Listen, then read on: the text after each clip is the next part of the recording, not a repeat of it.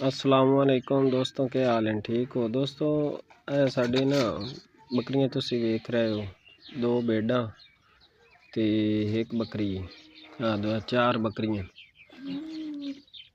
इन्हों ना तुसी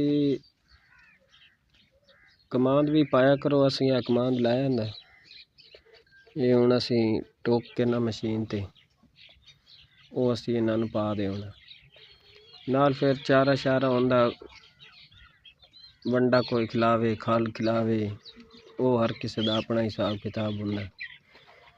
लेकिन कमांद भी इन्हां दे वास्ते बड़ा मुफीद है और बड़े शौक ज़ौक नाल खांदियां और बड़ा खुश हो के खांदियां कमांद दी। दोस्तों तुसी साडे को वड्डे डंगर हैं, असी जिहड़ी उत्ते हुंदी ना छोई, वो असी जिहड़ी ना नानू फिर जिहड़ियां टोटियां खा लैंदियां ना, बाकी दी असी वो नानू वड्डे डंगरां नूं पा देने आ। ते ये जेड़ा ना कमांद दी तुसी छोई ला लैनी है, सिर्फ पत्तर ते टोटियां गन्ने वालियां, वो तुसी कुतर के ना खाली बकरियां नूं पा देने। और इस दा बड़ा फ़ायदा है और इस दे नाल जनाब इन्हां नूं बड़ी ताकत मिलदी। वीडियो अच्छी लगे तो वीडियो नूं लाइक लाजमी करना।